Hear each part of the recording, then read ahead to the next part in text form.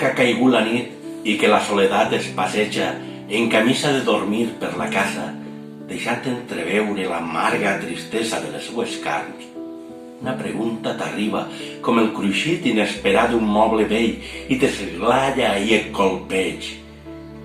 Qui decidís l'instant exacte en què haurem de mirar cara a cara a la mort? És més, si eixe ésser ens donara una oportunitat per a fer un pols amb la vella dama, lluitaríem cercant el raig necessari per a l'esperança? Lluitaríem tot esperant la fita imprescindible per a una victòria, sempre provisional? Esperant la resposta, sorprens Carol feinejant.